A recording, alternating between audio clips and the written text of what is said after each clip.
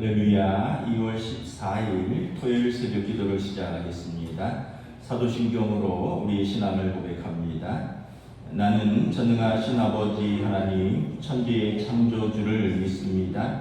나는 그의 유일하신 아들 우리 주 예수 그리스도를 믿습니다.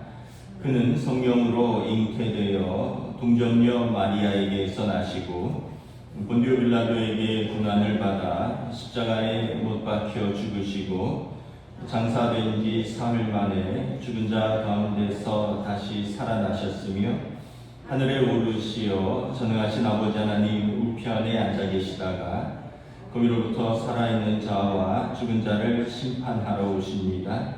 나는 성령을 믿으며 거룩한 공교회와 성도의 교제와 죄를 용서받는 것과 몸의 부활과 영생을 믿습니다. 아멘. 찬송가 488장 찬양하시겠습니다. 찬송가 488장입니다.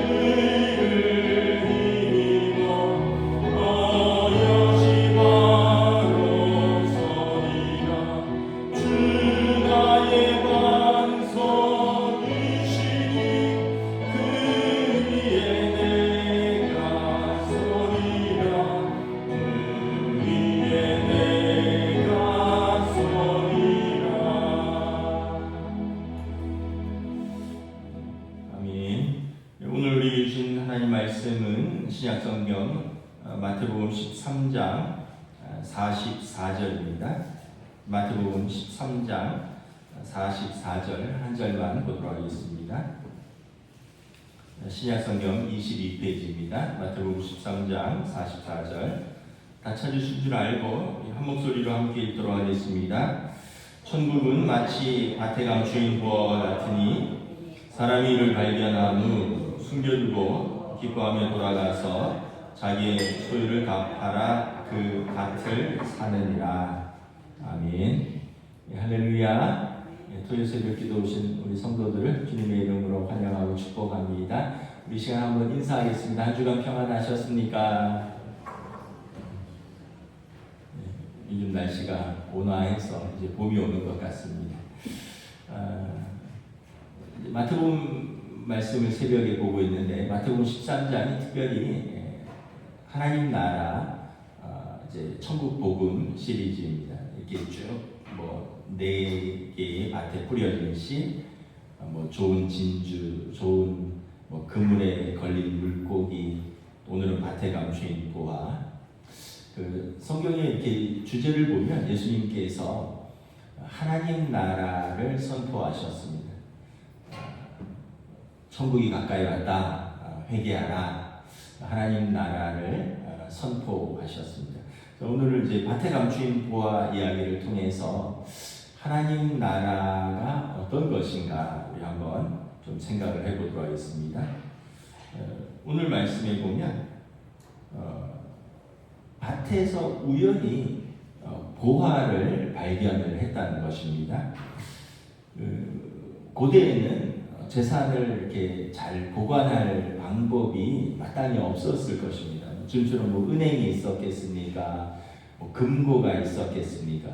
그러다 이제 뭐 도둑이 들거나 강도가 들거나 아니면 갑자기 난리가 나거나 이러면 이걸 어떻게 보존할 방법이 없으니까 땅을 파고 그리고 거기에다 항아리 속에 이렇게 금붙이나 아니면 그런 돈들을 넣었습니다. 그래서 지금도 이렇게 보면 가끔 그 고대 유물들을 탐사하는 데서 보면 항아리 안에서 금화들, 은화들 이런 것들이 나오잖아요. 그 달란트 비유도 보면 땅에 파묻어 두었다라는 마지막 그 한 달란트를 땅에 파묻어 둔 종의 이야기가 나오는 걸 보면 그 시대는 그게 그나마 안전한 보관 방법 중에 하나였던 것 같습니다. 근데 문제는 뭐냐면 주인이 갑자기 죽는 경우죠. 뭐 사건 사고가 있다거나 아니면 뭐 이렇게 갑자기 뭐 이렇게 뭐 익사를 한다거나 뭐 요즘 뭐 교통사고겠지만 뭐 하여튼 그런 식으로 해서 부인한테도 안 알려주고 자식한테도 안 알려줬는데 갑자기 주인이 죽는 경우에 이건 이제 그냥 땅에 묻힌 채로 세월이 지나가는 거죠.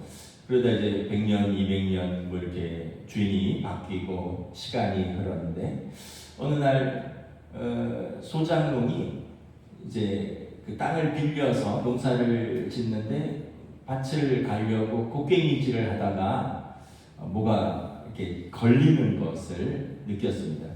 그래서 파보니까 이 안에 항아리 안에 어떤 금붙이가 또는 금으로 된 주화 같은 게 가득한 거예요. 그럼 어떻게 하겠습니까? 일단은 이제 주위를 두루두루거리겠죠. 누가 본 사람이 없는가. 그리고 본 사람이 없으면 이걸 다시 잘 묻어두고 그리고 온 친척들에게 돈을 빌릴 겁니다. 왜냐하면 그 밭을 사야 되니까. 그 밭 주인의 어쨌든 소유잖아요. 근데 주인은 모르니까 내가 그 밭을 사면 내게 되는 거죠. 이건 뭐 비유니까 어떤 윤리적인 문제는 접어두고 그래서 이 보물 항아리를 다시 자기가 사기 위해서 그 밭 전체를 산다 이런 내용입니다. 하나님 나라가 이제 이와 같다라는 거죠. 무슨 말인가 생각을 해보면 천국은 감추어져 있다라는 것입니다. 감추어져 있어서 어떤 사람에게는 그 감추어진 천국이 발견되고 어떤 사람에게는 아직 발견되지 못하고 어떤 사람은 그 밭에 소유하고 있지만 그 보물을 알지 못하는 거죠. 그러니까 천국은 어떤 사람에게 감춰져 있고 어떤 사람에게는 발견되는 것입니다. 어떤 분이 예수님을 믿었습니다. 예수님 믿고 이제 생각이 달라졌습니다. 가치관이 달라졌습니다. 세상을 보는 눈이 달라졌습니다. 소망이 달라졌어요. 사람들과의 관계 맺는 방식이 달라졌습니다. 새로운 마음, 새로운 가치관, 새로운 관계, 새로운 삶의 자세와 태도로 살게 됩니다. 이 사람에게는 하나님 나라가 발견된 것입니다. 예수 믿고 완전히 새로운 하나님 나라가 열린 거예요. 근데 어떤 분은 신앙생활을 한 지 수십 년이 지났습니다. 심지어 모태신앙이기도 합니다. 근데 여전히 하나님 나라를 못 발견했어요. 하나님 나라에 관심도 없고 그냥 이 땅의 나라에 염려와 근심이 가득하고 두려움이 가득 차고 이 땅의 소망을 두고 그냥 거기에 전전긍긍하면서 살아갑니다. 그 사람은 예수를 믿었지만 하나님 나라를 아직 못 발견한 사람입니다. 천국은 여전히 감추어져 있는 것입니다. 저나 여러분이나 하나님 나라가 발견되어 있는가? 저는 이렇게 생각합니다. 부분적으로 발견되었다고 생각을 합니다. 그러니까 우리가 발견 못했으면 이 새벽에 또 안 나올 겁니다. 근데 우리가 하나님 나라를 맛보았고 알고 있고 소망하고 사랑하니까 이 새벽에 또 이렇게 나온 거죠. 근데 이제 또 완전히 발견까지는 못할 것 같아요. 왜냐하면 여전히 우리 안에는 세상에 대한 염려와 근심과 유혹과 두려움과 이런 것들이 우리를 좀 누르고 있거든요. 그 마태복음 씨 뿌리는 자의 비유에 보면 여전히 돌짝밭 같은 마음을 어느 정도 가지고 있고 가시덤불처럼 여전히 우리를 억누르는 것들이 있는 것도 사실입니다. 그러나 우리 안에 하나님의 복음이 심겨져 있고 자라고 있고 열매를 맺고 있는 것도 사실이죠. 그래서 우리는 이 하나님 나라를 온전히 발견하는 그런 농부의 마음으로 계속 찾아야 돼요. 그 찾는 것이 뭘까 이렇게 생각을 해보면 저는 그냥 그렇게 생각합니다. 열심히 말씀을 읽고 묵상하고 내 삶에 적용하고 순종하고 그래서 콩을 심으면 진짜 콩이 나는가 팥을 심으면 진짜 팥이 나는가를 우리가 하나님 나라를 이렇게 경험해 보는 거죠. 근데 머리로는 다 알고 있지만 직접 심어본 적이 없어요. 그래서 어떤 상황이 벌어지면 다시 그 성도의 믿음의 선택을 잘 하지 못하는 거예요. 사실은 상황은 누구에게나 똑같이 던져지는 것입니다. 내가 하는 선택이 그 상황 속에서 다른 열매를 맺는 것입니다. 신자라고 어떤 상황이 안 던져지는 건 아니에요. 신자나 불신자나 다 상황이 던져집니다. 근데 우리가 그때 하나님 나라를 발견한 사람의 시선과 그런 가치관으로 그 믿음으로 소망으로 그것을 선택하느냐는 또 별개의 문제인 것 같아요. 나 신앙생활 하는데 난 그런 선택은 나는 못하겠다. 여전히 그냥 세상적인 가치관으로 사니까 하나님 나라가 알긴 아는데 온전히 발견되지 못하는 거죠. 재미있는 사실은 농부가 이 부활을 발견하려고 온 밭을 10마리가 산삼 찾듯이 산을 뒤지고 밭을 한 게 아니라는 거예요. 우연히 밭가에 가가 발견한 것입니다. 이렇게 노력하지 않았는데 주어지는 것을 우리가 은혜라고 합니다. 자격이 없는 자에게 거저 주시는 하나님의 선물입니다. 성경은 우리에게 하나님 나라는 이렇게 은혜로 주어졌다라고 말합니다. 로마서 3장에 보면 우리가 그리스도의 십자가로 값없이 하나님 나라를 얻었습니다. 값없이 의롭다함을 받았습니다. 하나님께서 우리를 의롭다 하셨습니다. 이것이 우리 어떤 행위로나 무슨 법으로 된 게 아니라 오직 믿음으로 은혜로 되었다라고 말씀합니다. 이 밭에 감춘 부활을 발견한 농부는 그냥 은혜예요. 자기가 감춘 것도 아니고 자기가 거둔 것도 아닙니다. 우연히 발견한 것입니다. 우리가 하나님 앞에 나와서 예배하는 우리의 작은 믿음을 보시고 하나님께서 우리에게 하나님 나라를 선물로 주셨습니다.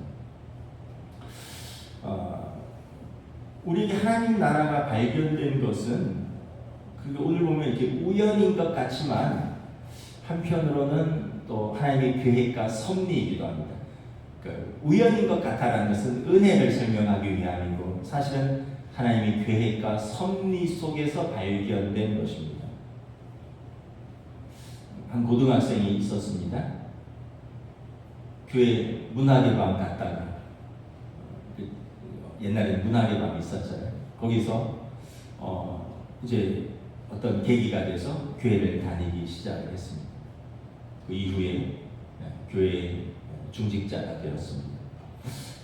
한 군인이 있었습니다. 군대 갔는데 초코파이 준다고 커피 준다고 해서 교회에 따라갔습니다. 그러다가 세례를 받고 그리고 신앙생활을 시작하게 되었습니다. 어떤 남자가 예수 믿는 여자를 사랑하게 되었어요. 그래서 사랑하는 여자 따라서 교회 갔는데 그러다가 결혼하게 되고 그래서 예수님을 영접하게 되었습니다. 어떤 여자가 예수 믿는 가정에 시집을 갔어요. 그래서 시대 분위기에 맞춰서 그냥 교회 다니다 보니 어느덧 하나님의 나라가 그의 마음에 들어왔습니다. 어떤 사람이 직장에 다녔는데 그 직장에 사장님이 예수 믿는 분이었어요. 그래서 뭐 한 달에 한 번 아니면 매주 월요일에 한 번씩 자기 기업이니까 다 모아서 아침에 예배를 드리고 일주일에 업무를 시작을 했습니다. 그러다가 그에게 믿음이 들어왔습니다. 자기 직장을 잡고 일하러 갔는데 그렇게 하나님 나라가 열린 경우도 있습니다. 한 40-50년 전에 한 초등학생이 있었는데 교회 골목 마당이 좁으니까 어디서 놀았냐면 교회 마당에서 이렇게 학교 끝나고 돌아오면 교회 마당에서 좀 놀다가 가곤 했어요. 교회는 잘 안 다녔고 어쩌다 한두 번 다니기도 했다고 해요. 그리고 나서 부모님 따라서 이사를 갔습니다. 근데 이 교회 마당에서 놀았던 소년이 목사가 되었습니다. 언제가 한번 말씀드린 것 같은데 우리 평남도에 부산시찰에 동방교회 신재승 목사라고 필동에 살았는데 필동이 그때 아주 좁았다면서요. 동원교회 마당에서 몇 번 놀았대요. 저보다 한두 살 어린데 충북초등학교 다녔고 그래서 우리 교회 마당에서 놀았는데 목사가 되었습니다. 그러니까 이게 어떻게 보면 우연인 것 같지만 다 하나님의 부르심이 있고 하나님의 계획이 있고 하나님의 섭리가 있었습니다. 우리가 창세전부터 하나님의 계획과 부르심과 섭리 가운데 미리 우리를 아셨고 미리 우리를 부르셨고 그리고 부르신 이를 통하여 하나님의 나라를 세워가시기를 원하신다. 에베소서에 말씀하고 있습니다. 우리 믿음은 우리가 시작한 것 같지만 하나님이 먼저 시작하셨습니다.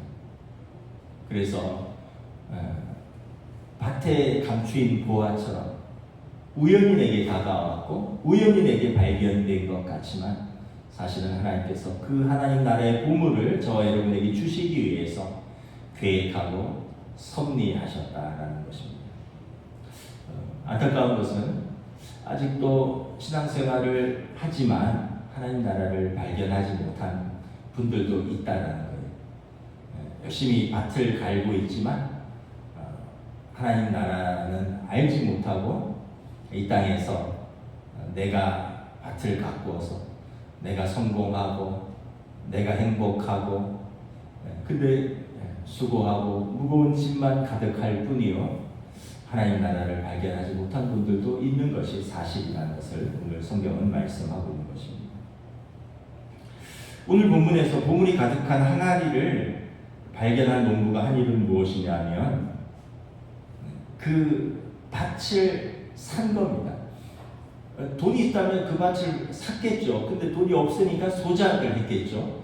그러다가 그 밭의 가치를 알고는 온 아마 친척에게 빌려서 그 밭을 샀을 것입니다. 왜냐하면 그 밭의 가치가 어마어마하니까. 요즘 하도 주식 이런 게 뭐 뉴스에 하도 나오다 보니까 5,300 코스피가 돌파했다 하면서 어떤 뭐 기사가 나왔는데 보니까 어떤 옛날에 무슨 주식을 뭐 이렇게 샀으면 지금은 뭐 100배가 뛰었다 뭐 이런 기사도 있고 그러더라고요.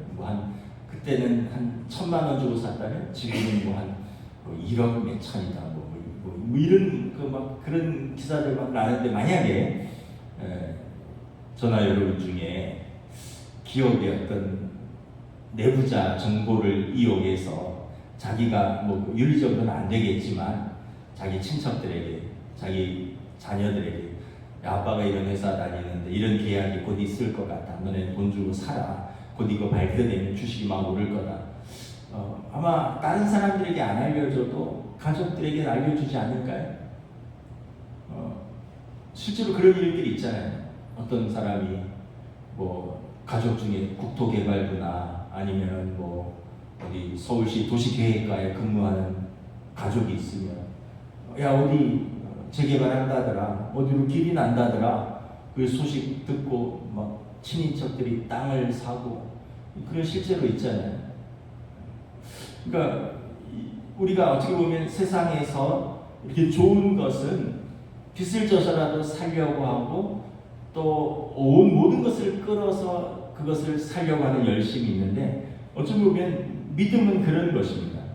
우리가 하나님 나라를 얻기 위해서 우리의 모든 것을 던지는 것입니다. 하나님 나라를 얻기 위해서 우리의 마음, 우리의 삶, 우리의 생각, 우리의 시간, 사실은 이 모든 것을 던져서 하나님 나라를 얻는 것입니다. 물론 이제 하나님 나라는 두 가지 의미가 있다고 했습니다. 천국이라는 우리의 육신의 장막이 허물어졌을 때 가는 하나님 나라도 있고, 그러나 이 땅에서도 하나님 나라를 누려야죠. 예수 믿고 우리의 생각이 바뀌고 마음이 새로워지고 가치관이 바뀌고 관계가 새로워지고 세상을 보는 눈이 새로워지고, 그래서 우리가 이 땅에서도 하나님 나라를 누려야죠. 이 땅에서는 소망이 없고 하늘의 하나님 나라만 누리면 조금 너무 이 땅에서 삶은 예수 믿는데 너무 힘들지 않을까. 창세기 12장에 보면 아브라함의 믿음이 나옵니다.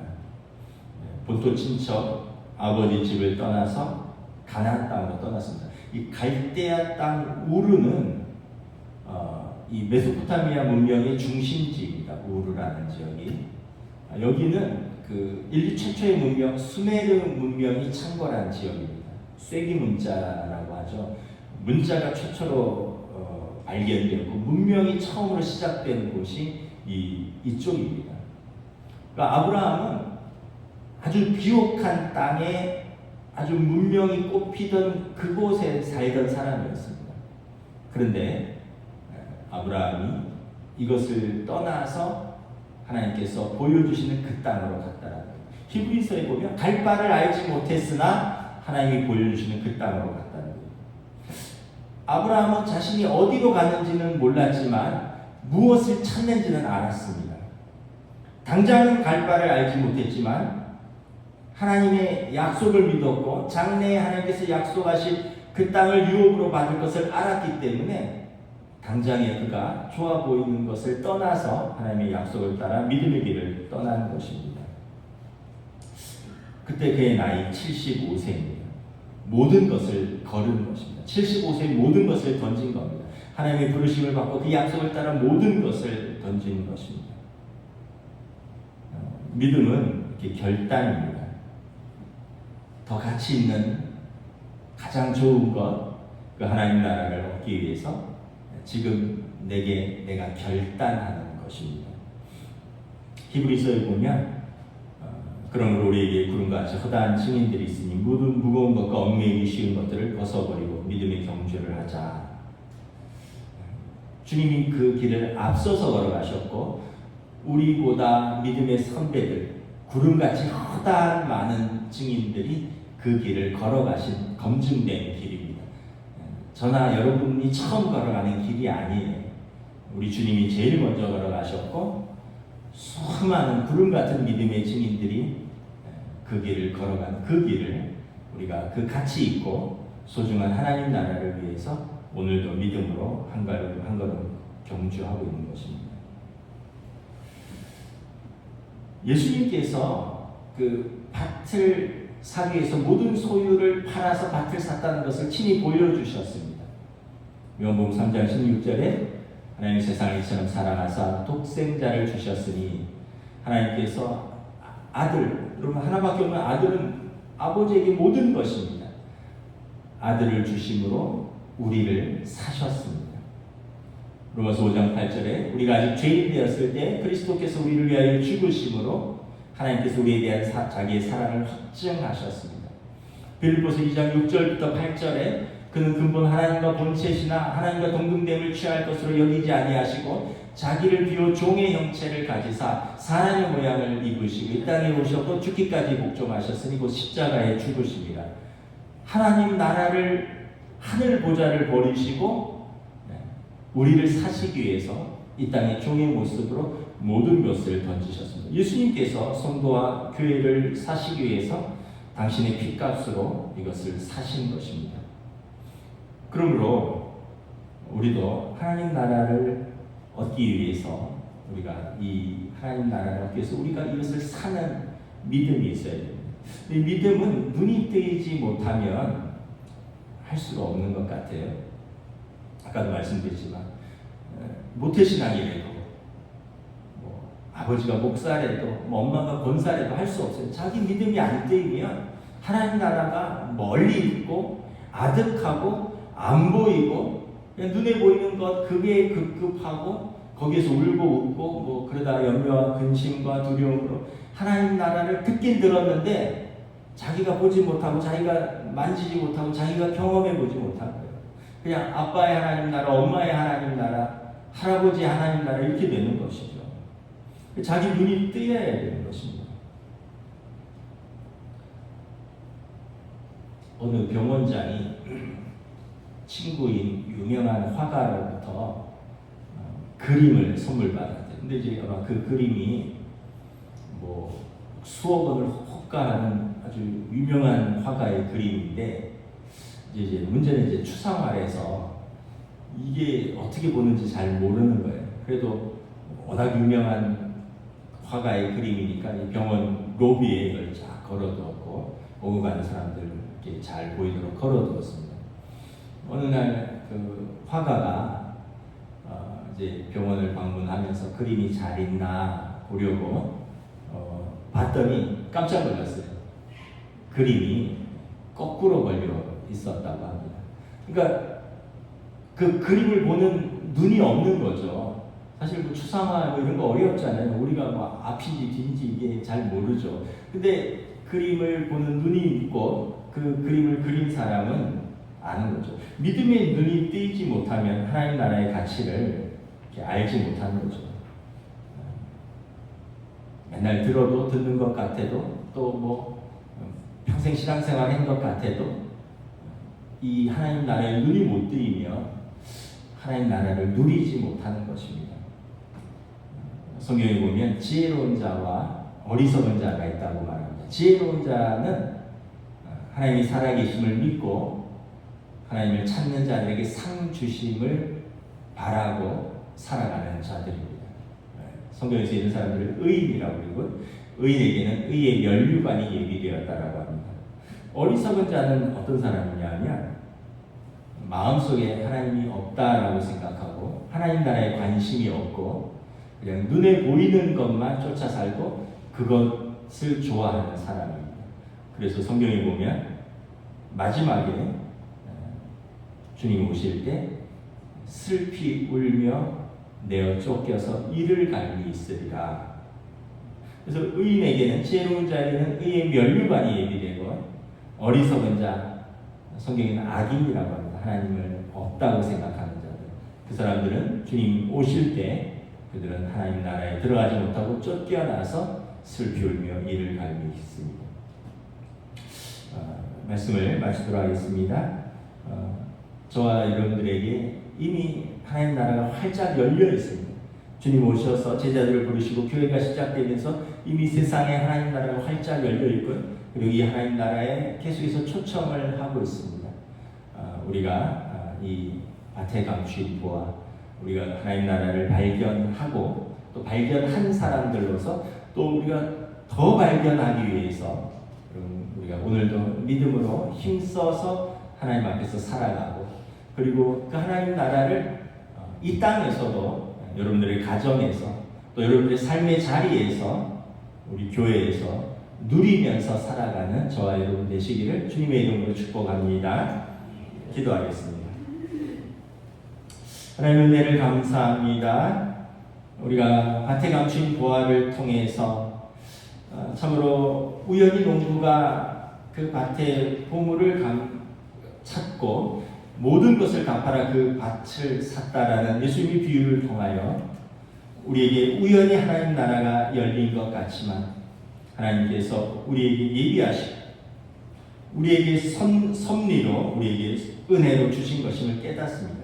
그리고 이 하나님 나라를 발견한 사람은 우리의 모든 것을 던져서 이 하나님 나라를 얻기 위해서 이 하나님 나라를 사랑하고 이 하나님 나라를 누리는 것이 가장 좋은 것을 알기 때문에 모든 것을 다 바쳐 하나님 나라를 사는 믿음의 사람이라 우리가 오늘 다시 한번 말씀을 통해서 깨닫고, 여전히 우리 삶에 갈등이 있고 어려움이 있지만 이미 우리가 맛본 하나님 나라, 이미 우리가 발견한 하나님 나라를 이 현실의 유혹과 고난과 시험으로 인하여 포기하지 아니하고 가장 좋은 하나님 나라, 아브라함처럼 자신이 어디로 가는지는 알지 못하지만 무엇을 발견하는지 알기 때문에 그 약속을 따라 모든 것을 던지며 하나님 나라를 소유한 아브라함처럼 오늘도 믿음으로 우리의 삶을 걸어갈 수 있도록 성령님 인도하여 주시옵소서. 감사를 드리오며 우리 주 예수 그리스도 이름으로 기도드리옵나이다. 아멘. 하늘에 계신 우리 아버지, 아버지의 이름을 거룩하게 하시며 아버지의 나라가 오게 하시며 아버지의 뜻이 하늘에서와 같이 땅에서도 이루어지게 하소서.